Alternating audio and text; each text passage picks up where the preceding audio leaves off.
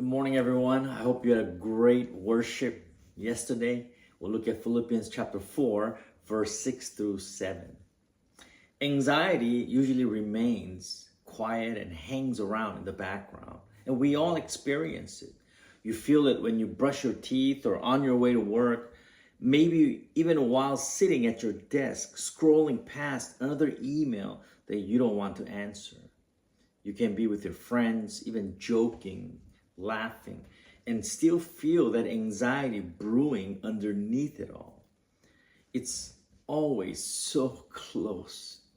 What if this never gets better? What if I lose everything? What if I can't keep up?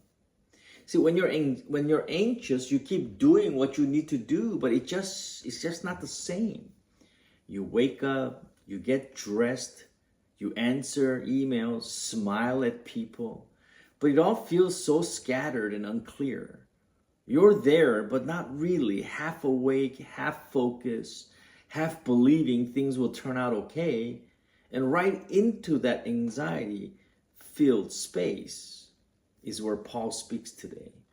He knows what it's like to face the unknown. And as you know, he's writing this letter from a prison cell.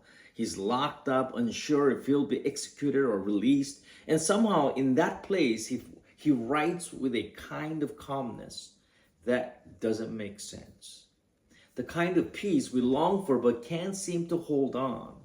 He writes, do not be anxious about anything, but in every situation by prayer and petition with thanksgiving, present your request to God. And the peace of God, which transcends all understanding, will guard your hearts and your minds in Christ Jesus. Paul is not trying to give you a nice memory verse to pump you up here. In fact, you notice that Paul is not saying your fears will disappear. But what he does say is don't let it drive you. Don't let fear move in and start calling the shots for your life. The word Paul uses for anxious, the Greek word, describes being pulled in opposite directions. You're torn.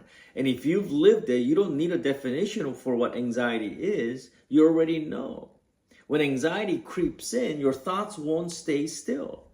Parts of you keeps replaying what you should have done. The other part tries to manage a future that hasn't even happened yet. You look calm on the outside, but inside you're boiling over. But Paul doesn't stop with don't worry. He gives you a solution and he says, come to God and talk to him. In other words, pray. Don't act like you're stronger than you are. Don't act like everything's okay when it's not. Instead, he says to come to God just as you are. If you're crumbling, if your life is falling apart, then say it before God. If you don't have the words, just show up anyways. Petition isn't a perfect prayer. It's just a regular talk with God, right? God, I'm hurting. I don't know what to do. I don't see a way out. Then he says something that's kind of out of place. He says, do that with thanksgiving. And you just got to say, why?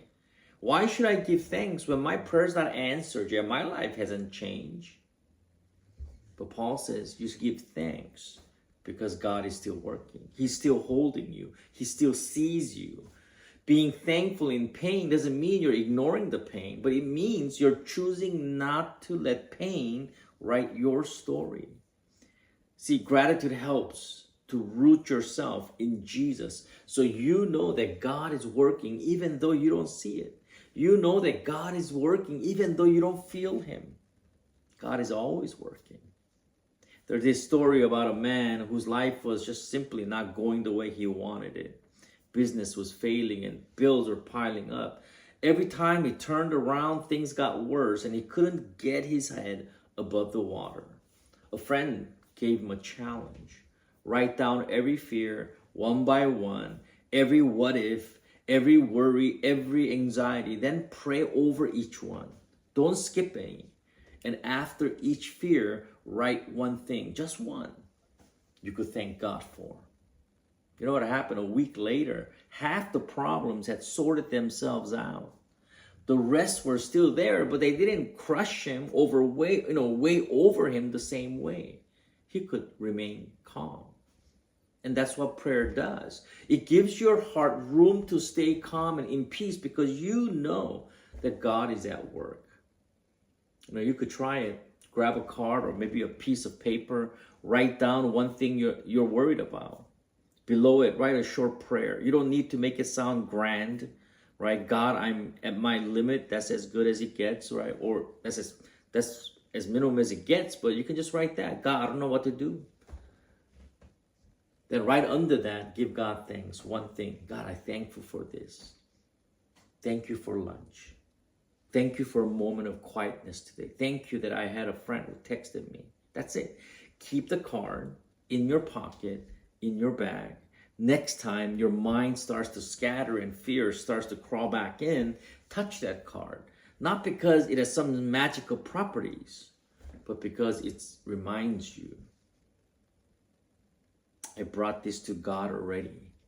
He didn't ignore me. I'm not carrying this alone. He is with me. Paul finishes that line in Philippians with a promise, not a demand. He says, God's peace will guard your heart. That word guard is from military life. It means a posted watch, like someone standing at the door, keeping trouble out. And that's what this peace is. It doesn't just calm you down, it protects you, keeps panic from taking over. It's strong enough to stand in the middle of a storm and keep you faithful and standing. It keeps you in God. So today, maybe you can do this. Write the worry, pray the truth, name the things. And when fear starts to creep back in, reach for that card. Let it remind you, God sees you, Christ is with you, and He won't let you go. Then tomorrow morning, before your feet hit the floor, say it. Lord, I choose you today again. Because fear doesn't get to define your day. The one who defines your day is Jesus. I pray that blessed you. Click so others can join us. That like button, or subscribe if you want these videos right away. And I'll see you in a couple of days.